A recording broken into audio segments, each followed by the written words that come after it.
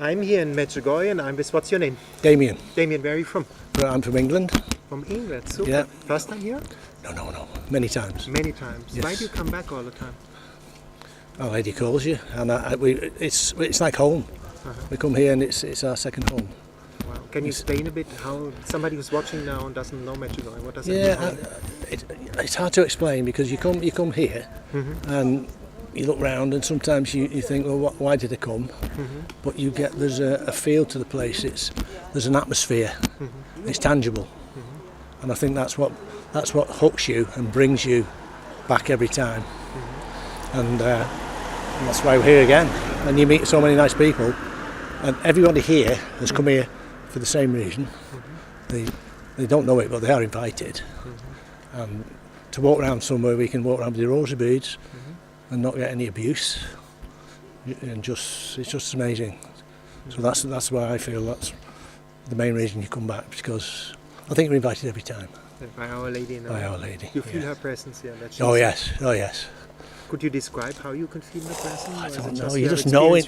Yeah, you just know in here that she's here. I mean, people come looking for signs and wonders and miracles and that, and we didn't come that way. When we first heard about it, we were very intrigued to come and see what it was all about. I came in 1985, first time. And the reason I heard about it was we'd been to Lourdes, and on the plane on the way back there was a family who the son was this big, and he's the one who started Murray's Meals. Wow. Yeah. Now they were on the plane, they're all very young, and they said to us, "Have you heard of Medjugorje?" And I went, "No." Never. Where is it? Yugoslavia. So I was speaking to a priest friend of ours, and he said, we need to go. So I had a cousin who was a travel agent, and he said, "Where is it?" I said, "Well, it's Yugoslavia, and it's somewhere around Split." But in those days, anyway, he got us a plane to Split. But in those days, the communists were rife. So you couldn't say, "I want to go to Medjugorje," when you were waiting for the bus. You couldn't say, because they wouldn't serve you. They'd just ignore you. So you had to say, "All right, can I go to Chitluk?" So, yes, that's fine. On the way to Chitluk, we were saying, "How will we know when it's Medjugorje?" Well, an hour out of Medjugorje, lots of people got on the bus, very young people as well, with rosary beads. Now I said to my friend, "They must be going to Medjugorje," so we'll watch them. So they started to get off the bus, we got off the bus, walked down a very track, which is now main road to the post office. That road was a track, and we came down there, and all of a sudden you turn the corner and there's the church. And it was just like, oh yeah, but you felt it. The first time we went in, 6:30 Mass on a Sunday, that's when we arrived, and they were singing the hymn of Medjugorje, and it just hit me there. In the heart. Ah, it was wonderful.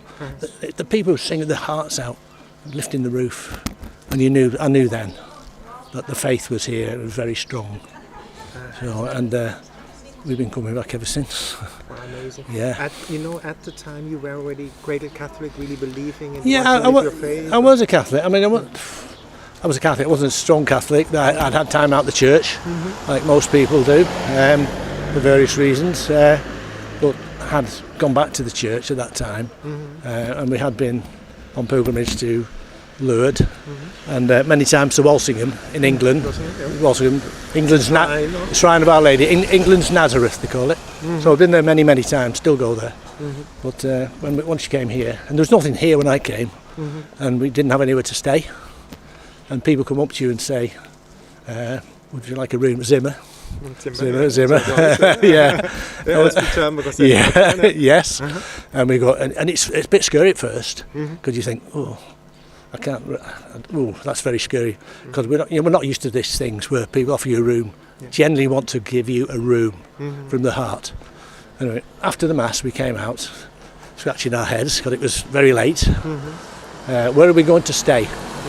Wow, you really risked. Yeah. So we were walking down the track which leads up to the church, because it was a track, and there was a lady there was one house on that side of the road where the hotels are, and she was lying on the balcony saying the rosary. So I went up to her, excuse me, Zimmer, and she went, oh, wait a minute. And she had a phone. It must have been about the only one in Medjugorje at that time, I would think. And she rang somebody, and next minute a little girl came, and she went, follow, you know. So we followed, and there was a lady waiting at this house. We went into a room, wonderful, very tired, went to sleep. And my friend was a priest, but he travelled without his clerical stuff. In those days, they gave you priests a rough time. You couldn't come on through split as a priest. So he put on his collar, and he came down for breakfast, and the lady just went, oh, the priest kissed his hands. Brought half a dozen neighbours in, they all kissed his hands. Because the priest is very special, very special here particularly. Yeah, absolutely. We had a week with them, and it was a wonderful experience. We had so many wonderful experiences with her. And at the end of the week, we said, right, how much? And they went, no, how much money to pay? No. And he got across, and he went, we couldn't understand each other, but he said, for Jesus, basically, for Jesus. And we went, no. So we put a load of money down, and we left, and we came away, and we've been come back ever since. And those two people now are in a grave behind Father Slavko, and I go every time to visit them. Thank you. Yeah, they were wonderful people, absolutely wonderful people, and looked after us, and you know, it was just an experience. You can't explain it unless you've been and had that sort of experience. You can't, because people don't believe it these days. That people are very cynical these days. They don't understand that people were genuine. In those days, it was just unbelievable, and we learnt a lot. There must be still something. If not, you wouldn't come back anymore. No, it's changed. You know, absolutely. When you look at everywhere now, there's buildings everywhere, there's cars everywhere, coaches everywhere, and yet it still has that peace. But still has that peace. The peace is still there. And when you go to adoration outside, you know, you can be with 10,000 people, and you can hear a pin drop. It's silent. The reverence to Jesus, and that's what, to me, the adoration is very, very, very special. I think this is for people, because a lot of people are watching. Some people are watching are very cynical, and this is about money, blah blah. Oh yes, yeah. If that would be via the thousands of people in front of Christ in silence for an hour, no? Absolutely. This is for the people now here. Yeah. They were lately 2 Yeah. days. Yes. Past 2 days, people criticizing on the channel, and I hope they are listening to this. Yeah. Because this is the truth of Medjugorje. Absolutely. Yeah. Confession. Not more Catholic, going to confession. Yeah. Pray the rosary. Adoration. Yes. Yeah. Absolutely. All those things, and to be with our Lord, and just, you know, all these people around you are there for the same reason. But you can feel that. You can feel when our Lord is put out there. There's just this silence goes, and you know. And they have beautiful music. Yes, I get that. That's fine, but you still have that silence. Yeah. So especially in summer, in the back of the church. Yes. Sunset, Yeah. Nice, I mean, it's beautiful. Absolutely beautiful. You pray the rosary? Yes. You prayed with your wife? Yes. Did you always pray that, or that came on the way? No, we didn't. We always think, oh, it's a long thing. You don't have time for things like that. You know, it's. But I wanted to ask, to get to the point, is your marriage changed when you prayed the rosary together? Yes. Got more peaceful? Or what was the change? I don't know. It's. I think you just become closer. You become closer and more respectful of each other, almost. So again, it's more respectful of each other. It's. These things are hard to explain, but you just know. You just feel. You know, it's powerful. The rosary's powerful. And you are married quite a while. What is the secret then? Could you tell people, a lot of young people that want to have vocation here, marriage? I think it's to be tolerant, to be patient with each other, to always understand each other's point of view, and never go to sleep without if you have an argument, don't go to sleep without making it right. And that was something that was always told. And it's true.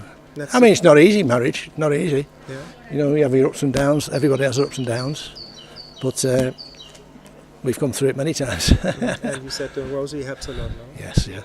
And we've been married well over 40 years now, so. Wow, beautiful. How did you encounter yourself? It's always a fascinating story. How did we meet?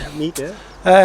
Well, when it was being 1974 or so, I was working in the garage and Elaine walked past and I liked her. So I asked her out. I asked her out basically.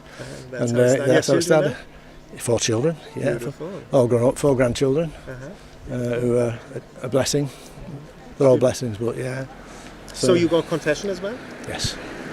Yeah. It seems so natural. What would you tell people who didn't confess for a long time, maybe want to go to confession now? Yeah. What would you tell them? Never be frightened. It's not the priest, because Jesus is giving you. Jesus is blessing you and forgiving you, and you've got to not worry about what the priest, because the priest is acting on his behalf. And if you put that in your mind, and the priests never judge. You know what? There's people here, been here 40, 50 years, haven't been to confession, and they come out and they're crying because it's really touched them. It's the peace that it brings, because no matter, even if you go to confession once a month, you still feel uplifted and special when you come out of confession. It's just a feeling that it's hard to explain. There's lots of things hard to explain, but that is because it's, people say, oh, you're mad. Religion, God, there's no God. Well, there is. There is. And there are Catholics in England.